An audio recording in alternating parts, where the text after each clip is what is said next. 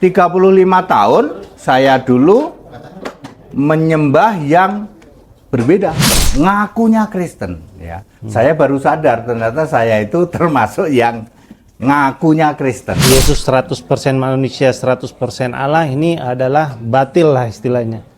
Ngarang bebas. Oh, ngarang bebas. Tidak ada juga dalilnya ya? Tidak ada ya. Ya dalam bahasa yang mudah dimengerti, saya tertipu. Saya merasa saya bakal selamat waktu itu. Ya, saya merasa udah ini bakal selamat saya ini. Ya, ternyata saya cuman merasa bakal selamat. Ya, tak pikir dulu saya akan masuk surga. Ayat Alkitab menunjuk justru sebaliknya. Ternyata saya bukan Kristen. Ya, kena prank boleh, mau disebut kena prank 35 tahun. Bismillahirrahmanirrahim. Ya ayyuhalladzina amanu udkhulu fis-silmi kaffah.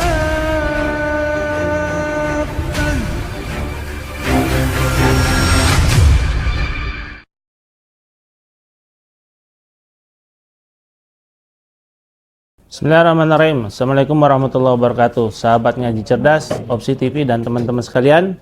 Pada kesempatan kali ini kita bertemu dengan Pendeta Henry Tan, yang mana setelah kegiatan kita dari pagi sampai sore hari ini berdialog, berdiskusi lintas agama, ya banyak tanya jawab, ya penuh dengan tawa, ya. Nah kali ini kita pengen bertanya lebih seru nih ya. Saya sebagai mungkin juga seorang jurnalis yang 8 tahun dulu pernah jadi jurnalis di kementerian, pengen sekali mendengar bahwasanya beliau ternyata pernah merasa sampai saat ini beliau merasa tertipu selama 35 tahun sebagai umat Kristen gitu. Nah, Kristen yang mana nih? Kita pengen dengar dari beliau sendiri ya. Ternyata Kristen versi beliau dengan yang kebanyakan itu ternyata berbeda, teman-teman. Nah, kita pengen dengar bagaimana Pak Pendeta, cerita buat kami.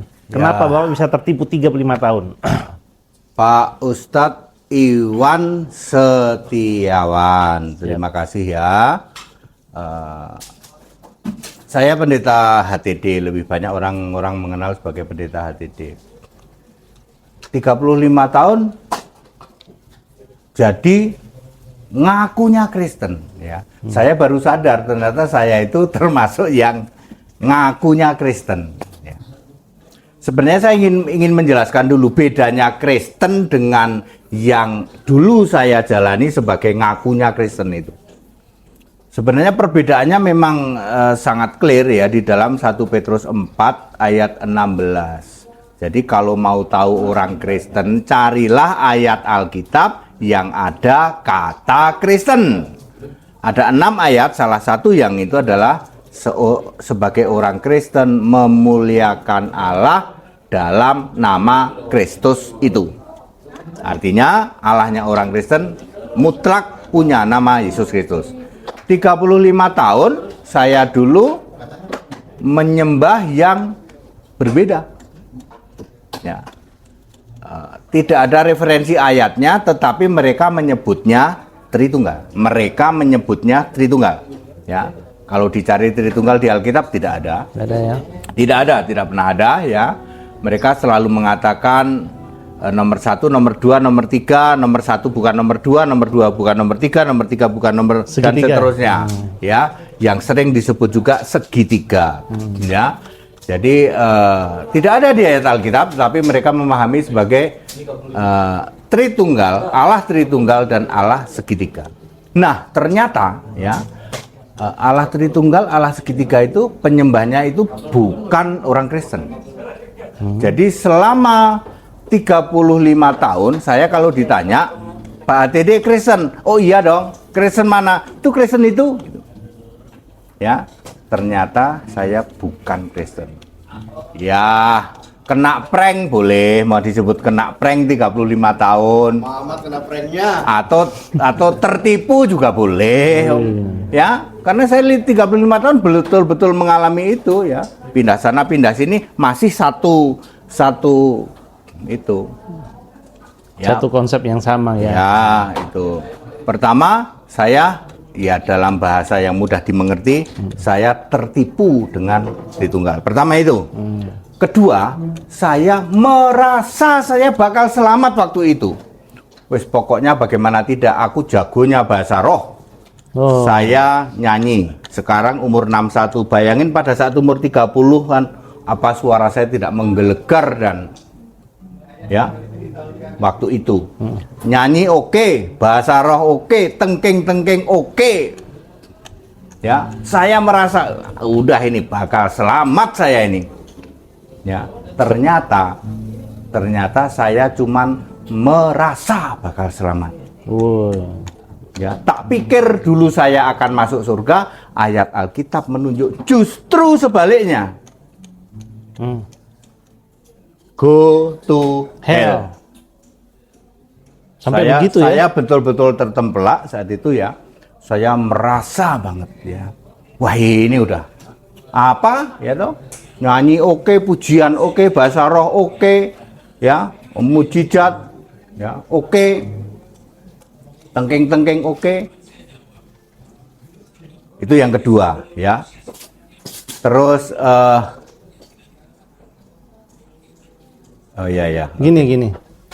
Kalau misalnya tentang Tuhan Yesus tadi penjelasan Kristen sesungguhnya gini loh, bahwasanya Yesus yang ada itu Allah itu adalah Yesus itu sendiri. Nah, itu penjelasannya gimana? Oke. Maka sejak 18 Mei 2018 saya menyatakan keluar ya dari yang doktrin lama itu ya. Mau disebut segitiga boleh, mau disebut Tritunggal boleh.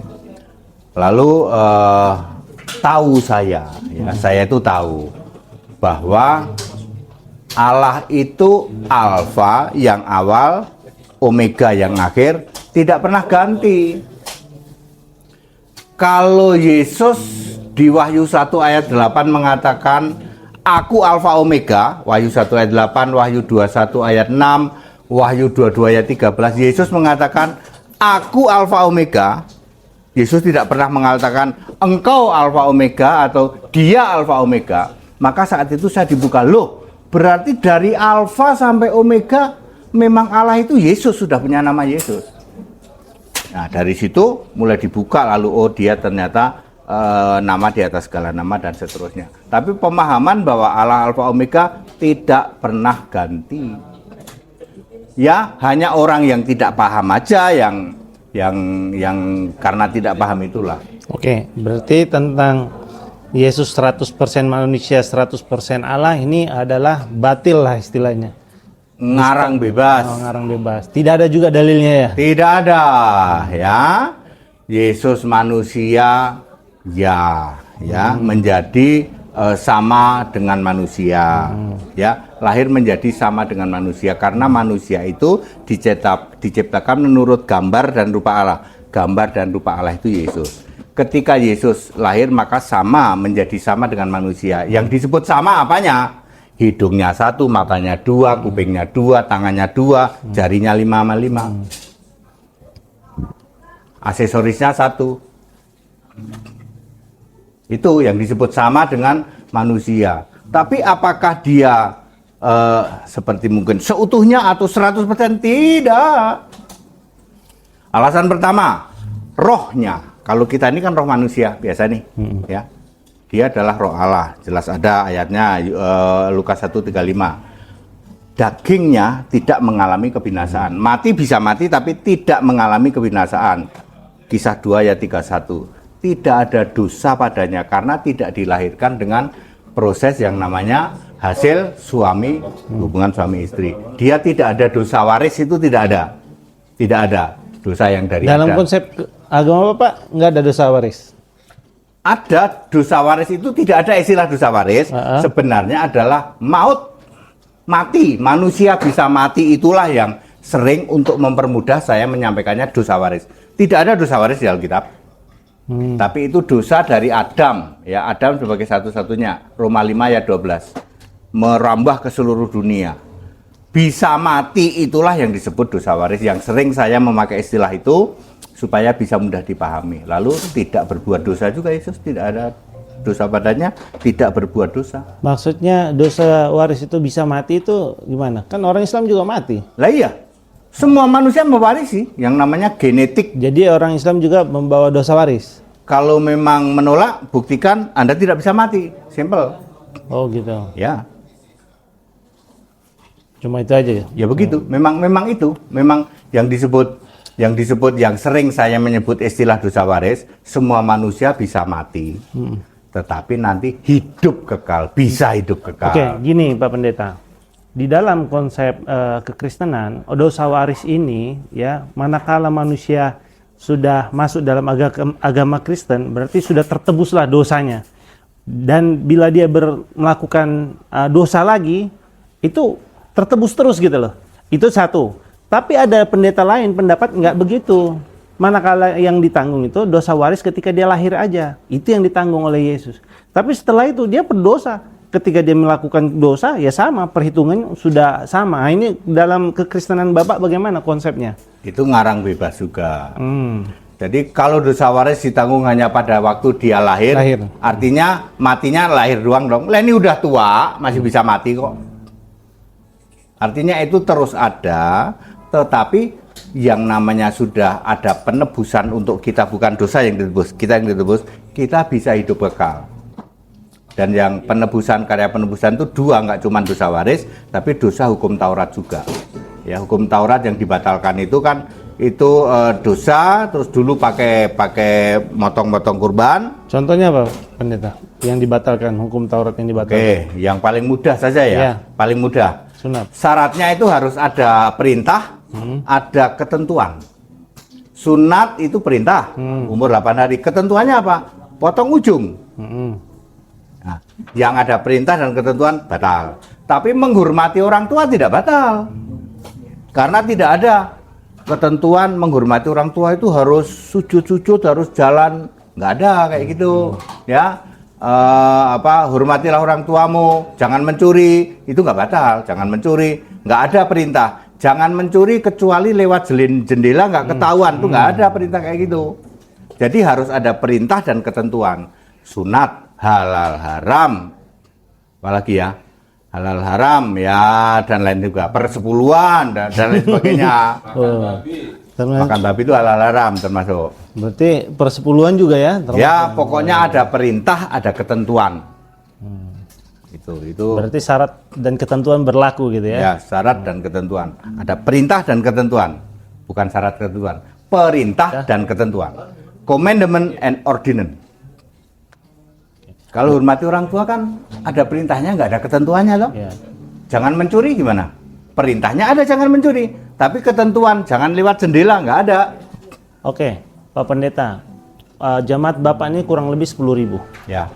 Dan Bapak mengklaim bahwasanya inilah Kristen yang hakiki. Ya, di luar Kristen yang ini semuanya salah dan penipu gitu ya. Nah, ya. Apa berani bilang klaim mereka juga ada kebenaran di mereka? Tidak ada. Tidak ada kebenaran? Ya, 100% nehi. Langsung gitu ya. Kalau Katolik begitu dan Ortodok mungkin menurut Pak Pendeta? Nehi, ya karena itu ada ayat-ayat pendukungnya, ya. Ada enam nih, yang ngaku Kristen di luar sana, ngaku doang, ya. Harus pakai ayat saya, nggak boleh asal ngomong. Asumsi, ya. Matius 7 ayat 22-23. Tuhan, bukakan aku bernubuat demi namamu, mengusir setan demi namamu, bla bla bla. Disebut pembuat kejahatan. Tuh gerejanya tahu kita, itu dia ya. Satu. Kedua, Matius 25 ayat 41. Kamu kambing terkutuk tukang protes melulu. Tuh gerejanya tuh. Ya. Ketiga, suam kuku. Panas enggak, dingin enggak, ya. Bapa dalam nama Yesus itu kan enggak jelas, ya toh? Itu enggak ada itu. Bapak itu disebut suam kuku, Wahyu 3 ayat 16, dimuntahkan Allah. Itu gerejanya itu. Yang gereja suka Bapa dalam nama Yesus. Kalau mau Bapa ya Bapa, kalau mau Yesus ya Yesus. Ini suam kuku, kelompok 3. Kelompok keempat 666. Ya, antikris sejati. Tandanya adalah tangan kanan dan dahi. Demi nama binatang. Binatang 1, binatang 2, binatang 3. Kenapa dikatakan binatang? Memang ayat Alkitab menulis binatang. Oh gitu. Ya. Tapi kalau di dalam ritualnya kan nggak gitu. Iya tidak. Bapa, Anak, dan Roh Kudus. Tapi dalam ayatnya binatang, Pak? Binatang. Oh gitu. Binatang yang keluar dari laut, binatang yang keluar dari darat, dan binatang itu biangnya lah istilahnya gitu. 666 itu antikristus sejati. Kelompok satu lagi adalah kelompok yang disebut Babel besar. Kata-katanya memang sangat vulgar ya. Ibu dari wanita pelacur dan kekejian di bumi. Kata-katanya sangat vulgar ya. Itu artinya biangnya kekejian dan penyembah berhala. Ayat Alkitab mengatakan penyembah patung itu kekejian. Ini kenapa disebut biangnya atau ibunya? Patungnya diberi nama Tuhan. Ya ampun. Itu yang biasa di gereja-gereja itu. Itu Pak. dia itu. Nah, iya, di gereja-gereja Ya kan? tertentu kan banyak gambar patung. Nah, penyembah patung aja udah kekejian. Ya, bahkan di gua-gua juga ditaruh. Nah, itu. Penyembah patung saja sudah kekejian. Ini patungnya diberi nama Tuhan. Makanya disebut ibu. Nah, Ya bahasa gaulnya biangnya ini. ya. Lalu dilanjutkan, dosamu sudah bertimbun-timbun sampai ke langit dan Allah tetap mengingatkan. Artinya apa? Keraknya neraka. Paling bawah. Jadi kalau nanti bisa disebut sebenarnya, kalau ini kan bahasa kiasan ya. Keraknya itu ya penyembah berhala, penyembah patung. Baru nanti antikris, baru nanti di atas. Kalau kayak Tritunggal nggak sembah patung? Jadi tunggal kan ada 6 kelompok tadi. Iya. Ya, yang penyembah patung itu semua orang tahu. Oke. Yang kambing terkutuk, tukang protes itu dia. Oke. Yang Bapak dalam nama Yesus itu Valen dulu, ya toh. Protestan. Ya, protes itu ya. Ya, terus yang pembuat kejahatan, cuman keluar doang. Aku berseru-seru, Yesus Tuhan, bukankah aku cuman berseru-seru doang. Bahasa medsosnya keluar doang, beriman mah kagak. Iya, iya. Ngerti Pak? Hanya berkoar-koar doang. Yesus engkau Tuhan. Tapi percaya mah enggak. Makanya Yesus bilang kamu Pak Pendeta, apa harapan Pak Pendeta pada yang masih menurut Bapak yang 35 tahun Bapak tertipu itu? Kan masih banyak tuh yang berapa juta itu yang merasa tertipu. Ya. Bagaimana harapan Bapak pada mereka? Jangan bertobat. Malah jangan bertobat. Yes. Karena saudara-saudaraku dari yang ngaku Kristen, Anda memang punya tugas menurunkan 35 generasi dari sekarang. Oh, sampai Sekarang jumlah itu 7,8 miliar sekarang ini. Jumlah 35 jumlah populasi dunia. Terus harus menurunkan 35 generasi dari sejak sekarang, kelak pada saat perang Harmagedon jumlahnya harus 15 miliar. Oke. Itu analisis Bapak atau memang semua kekristenan menganggap itu sama 15 miliar manusia Hanya baru? Kristen yang tahu karena ada ayatnya. Wahyu Bentar dulu ya. 13, 14, 15, 16 ayat 14-an lah dari situ. Dengan bahasa kiasan, darah yang timbul karena pemusnahan itu tingginya sekekang kuda, 1,5 meter kekang kuda, Dan seluas lebarnya selebar kota Yerusalem 10 km, panjangnya 200 mil darat, itu Jakarta Purwokerto. Menggambarkan sebegitu banyaknya orang yang akan dibunuh pada saat perang Harmagedon. Jadi genosida. Ya, ada dalilnya. Itu sisa yang diangkat. Kan diangkat dulu. Kurang lebih 15-17%, sisanya habisin. Cuman disisain anak-anak di bawah 12 tahun. Untuk modal nanti kerajaan 1000 tahun. Oke. Ini tentang iman Kristen ya. Masya Allah teman-teman. Itu pendapat dari Ustadz HTD ya, yang mungkin cukup pendeta.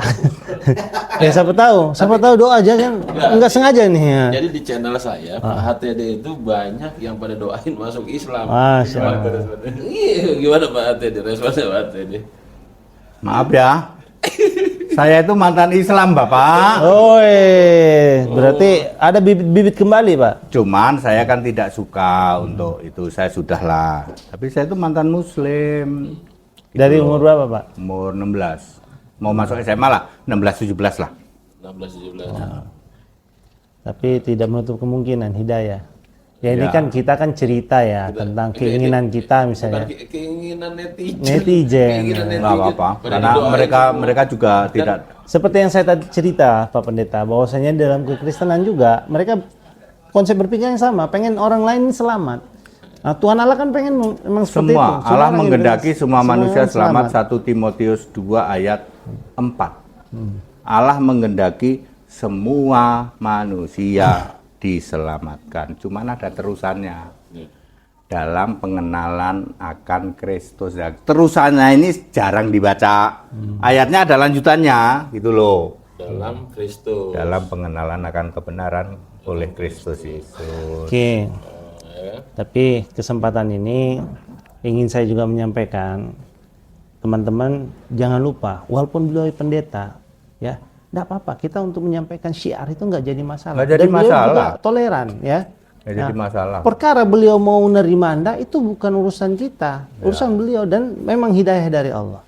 Makanya satu ayat terakhir yang akan saya sampaikan, Qul huwallahu ahad, katakanlah Allah itu satu, ya.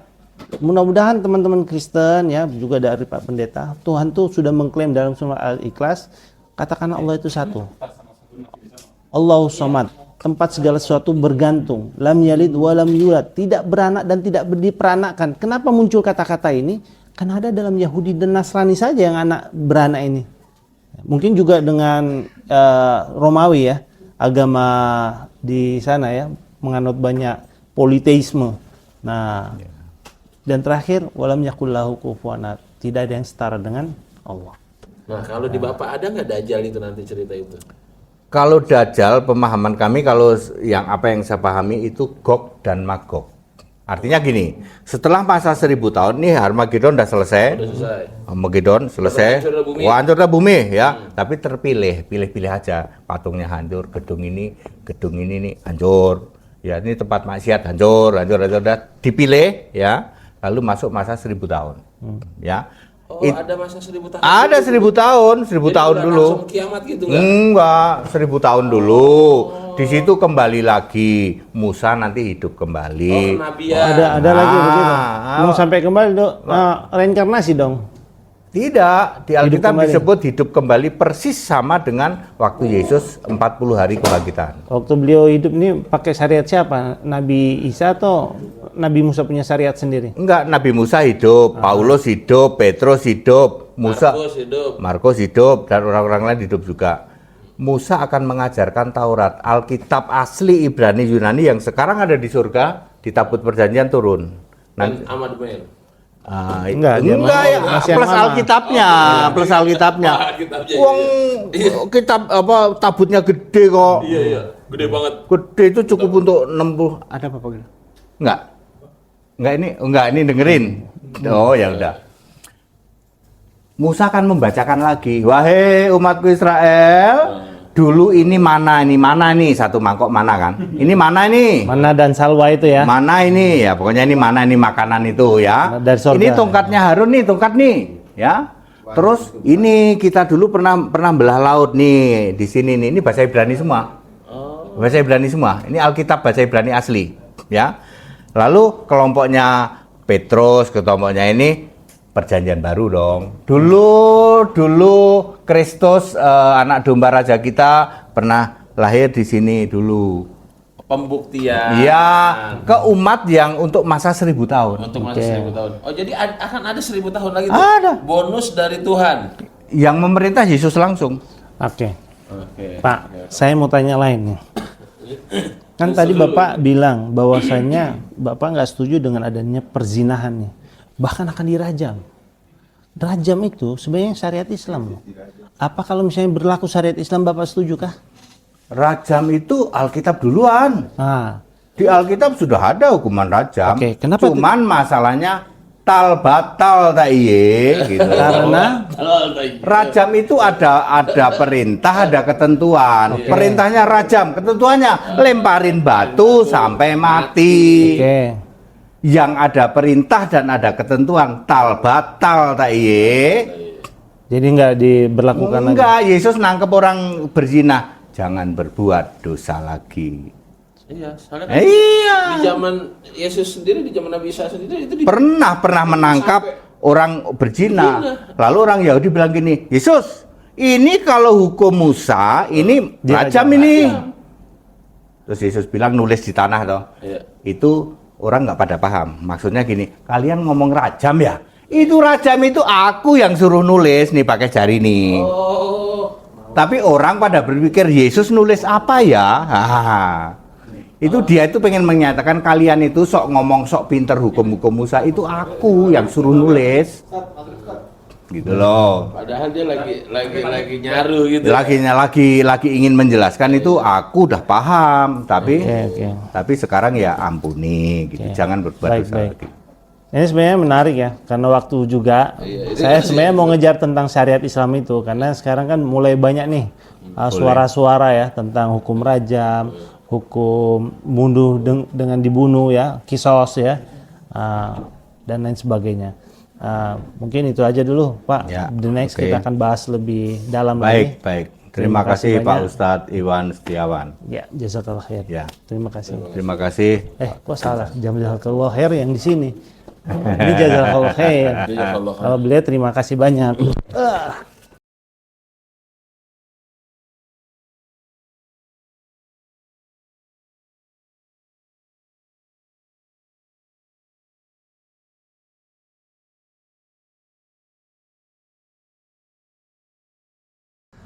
Bismillahirrahmanirrahim. Assalamualaikum warahmatullahi wabarakatuh. Ya, kembali lagi ya teman-teman sekalian yang dirahmati oleh Allah Subhanahu wa taala. Bersama dengan saya Hendriko Santoso selaku narasumber di Ngaji Cerdas, mencerdaskan umat. Nah, teman-teman di sini ada produk bagus nih. Namanya Sultan Parfum. Parfum para perindu surga. Nah, di sini ada 4 macam produk nih. Yang pertama, parfum dengan aroma Raudhah. Parfum dengan aroma Hajar Aswad, parfum dengan aroma kasturi, dan yang keempat adalah parfum aroma 2000 bunga. Nah, kalau teman-teman sekalian sedang umroh, lalu pulang ke tanah air dan rindu dengan suasana di Masjidil Haram maupun di Masjidil Nabawi atau di Mekah dan Madinah, teman-teman bisa beli nih Sultan Parfum dengan aroma-aroma yang menyesuaikan dengan suasana di Mekah ataupun Madinah. Nah, selain teman-teman beli parfum ini, nanti teman-teman dapat bonus gratisannya juga. Apa aja sih teman-teman gratisannya? Nih, yang pertama nanti teman-teman dapat kitab atau buku saku zikir pagi dan petang sesuai dengan sunnah. Nah, yang kedua, teman-teman nanti dapat gratis tasbih nih. Wah, lucu banget ya, imut nih. Bisa dibawa kemana-mana. Yang ketiga, nanti teman-teman dapat juga nih kertas untuk bagaimana sih parfum ini digunakan untuk saat suasana apa aja. Di sini udah dijelasnya teman-teman semua. Nah, jadi teman-teman jangan lupa nih dibeli, informasinya ada di sini nih. Nah, dengan teman-teman membeli produk parfum Sultan ini, teman-teman sama saja dengan membantu operasional dakwahnya channel YouTube Ngaji Cerdas. Nah, luar biasa kan? Dengan harga berapa teman-teman sekalian? Cukup dengan 90 ribuan saja, teman-teman sudah bisa dapatkan ini semua nih. Masya Allah ya. Ini semua nih, semua teman-teman bisa dapatkan hanya dengan 90 ribuan rupiah. Teman-teman juga sudah termasuk membantu operasional dakwah, support channel YouTube Ngaji Cerdas. Nah, luar biasa kan? Nah, jadi tunggu apa lagi teman-teman ya? Segera hubungi di sini nih, di link yang tertera di bawah ini ya. Terima kasih ya teman-teman sudah menonton. Assalamualaikum warahmatullahi wabarakatuh.